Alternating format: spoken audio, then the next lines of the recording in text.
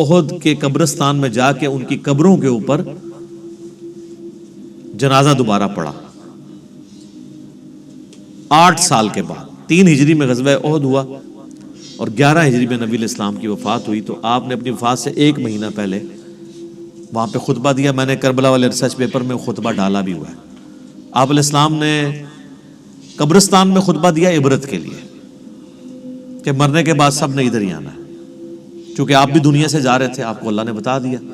اور حدیث کے الفاظ ہیں, عقبہ بن عامر کہتے ہیں کہ میں نے آخری دفعہ رسول اللہ کو ممبر پہ اسی دن دیکھا تھا, اس کے بعد میں نے حضور کو ممبر پہ چڑھے ہوئے نہیں دیکھا. آپ فرمایا لوگوں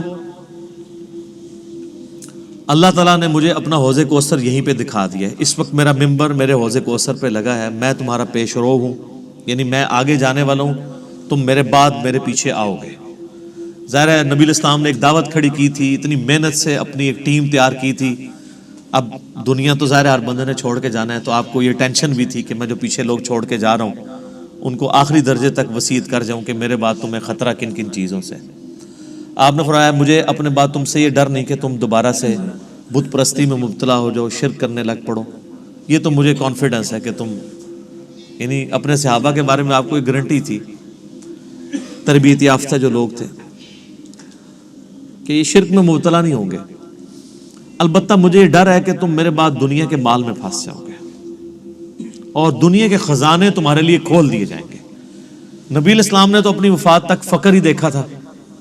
بخاری و مسلم دونوں میں حدیث ہے, اما عائشہ کہتی ہیں کہ نبی الاسلام کی وفات تک ہماری یہ حالت تھی, بعض اوقات 1 مہینہ, بعض اوقات 2, بعض اوقات 3 مہینے تک ہمارے گھر میں چولہا نہیں جلتا تھا, کوئی پکانے کے لیے چیز نہیں ہوتی تھی.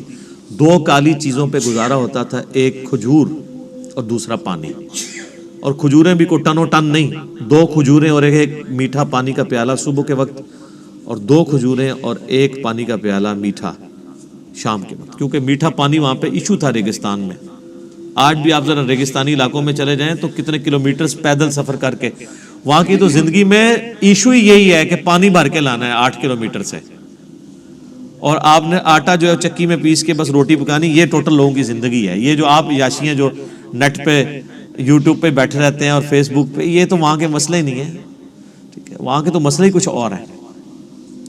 تو اس زمانے میں نبی الاسلام کے مبارک زمانے میں اما عائشہ کہتی ہیں کہ یعنی آپ علیہ السلام اور آپ کے گھر والوں کا گزارا کالی چیزوں پہ ہوتا تھا. اب ظاہر نبی علیہ السلام کو ٹینشن تو تھی کہ میرے بعد جب دنیا کے خزانے کھول دیے جائیں گے, تو مسلم شریف کے آگے الفاظ ہیں اس شہدائے احد والے قبرستان میں جو خطبے میں آپ نے فرمایا کہ مجھے خطرہ ہے کہ تم دنیا کے مال میں پھنس جاؤ گے, دنیا کی محبت میں ایک دوسرے کو قتل کرو گے, حتیٰ کہ تم بھی تباہ و برباد کر دیے جاؤ گے جس طرح تم سے اگلی امتیں برباد کر دی گئی. اور وہی ہوا ہے. آپ دیکھ رہے ہیں 30 سال ہی سکون سے گزرے ہیں, وہ بھی بمشکل. اور اس کے بعد کیا ہوا ہے امت کے ساتھ؟ پھر اسلام کا عروج تو نیچے ہی آیا ہے, مسلمانوں کا عروج اوپر گیا. ظاہر ہے سپر پاور تھی, اس کا ایکسپلوژن تھا. جب بھی آج امریکہ سپر پاور ہے تو سر وہ بھی بدماشی کر رہا ہے. اس وقت ہم سپر پاور تھے, ہم بھی کسی کو کھنگڑ نہیں دے دیں. ٹھیک ہے, تو وہ ایک سپر پاور کا ایکسپلوژن تھا. اسلامی حکومتیں نہیں تھی, مسلمان حکومتیں تھیں. کس کی جرت ہے کہ وہ کہہ دے گے جو سلطنت مغلیہ کی حکومت اسلامی حکومت تھی؟ میرا خود تعلق مغلیہ خاندان سے, میں کیسے یہ کہہ دوں؟ اللہ کو جان دینی ہے. مسلمانوں کی حکومتیں تھی, اسلامی حکومتیں تو کوئی نہیں تھی. نہ سلطنت عثمانیہ جو ہے وہ اسلامی حکومت تھی, مسلمانوں کی حکومت تھی. تو آپ علیہ السلام کو بتا دیا گیا کہ فتنہ مال ہے. یہ صورت اسی فتنے کو ایڈریس کرتی ہے.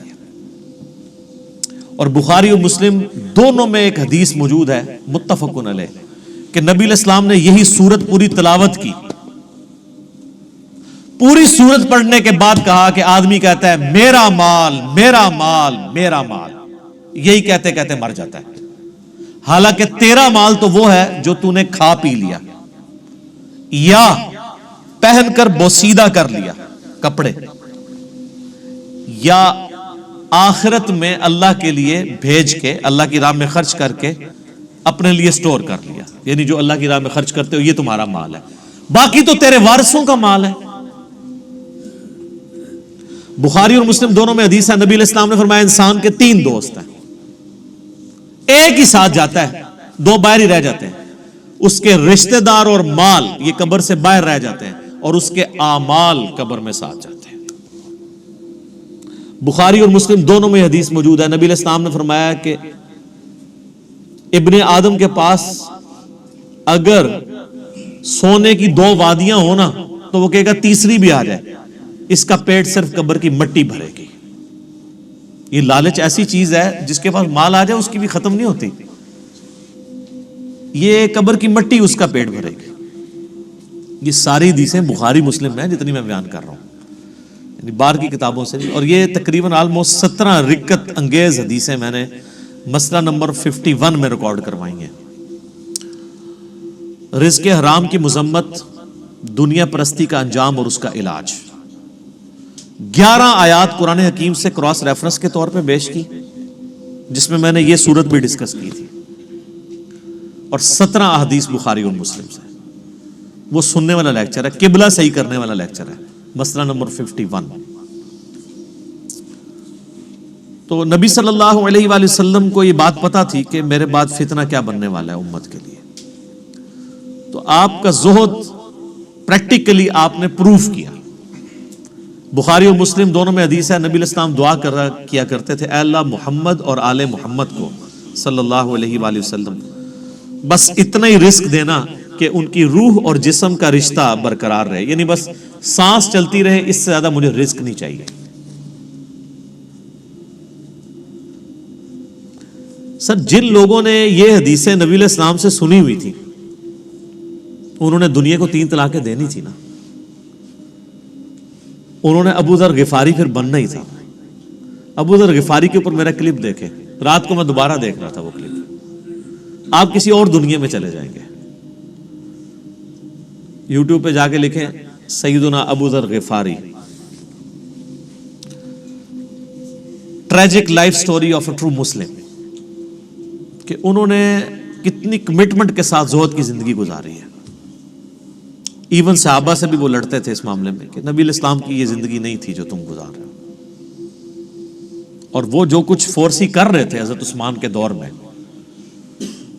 پھر آپ نے دیکھ لیا کہ پھر اس کا انجام کیا نکلا۔ الہاکم التکاثر،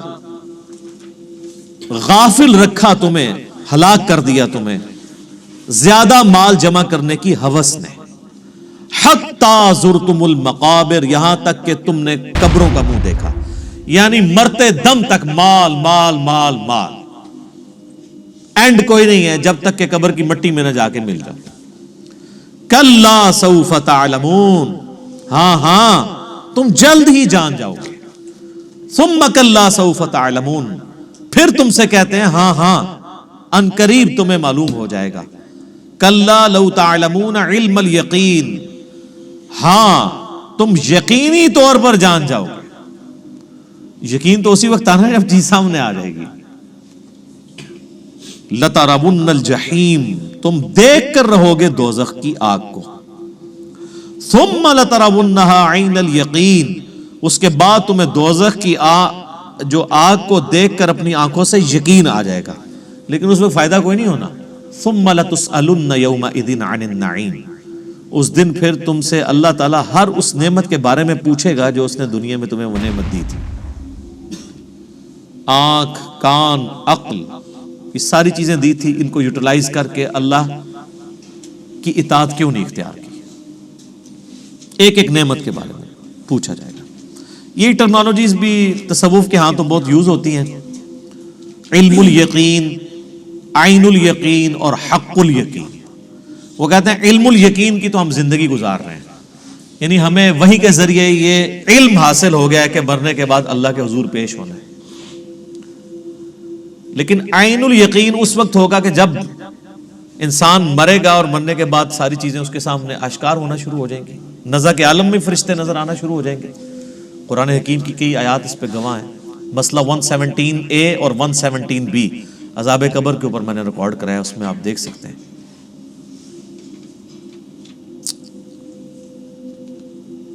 اور سورۃ الحجر کے اینڈ میں بھی آیا نا، فَاعْبُدْ رَبَّكَ حَتَّى يَأْتِيَكَ الْيَقِينُ، اپنے رب کی عبادت میں لگے رہو یہاں تک کہ تم یقین تک پہنچو، یقین کیا؟ موت.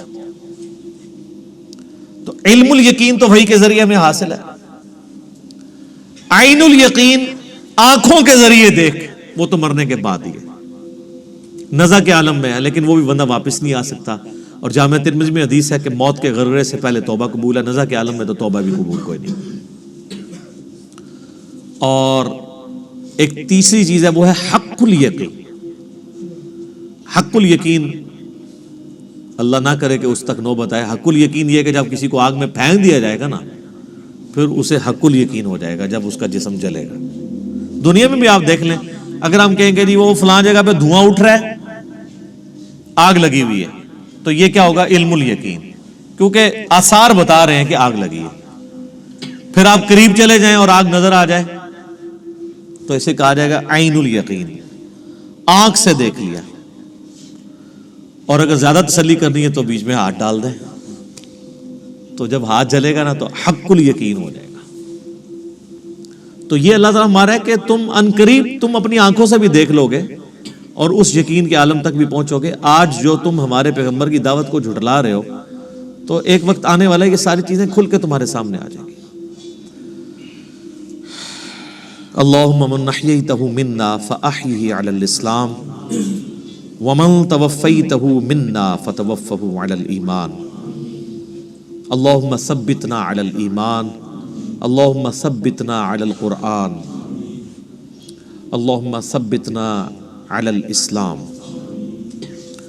اللہم اجرنا من النار، اللہم اجرنا من النار، اللہم اجرنا من النار. آمین.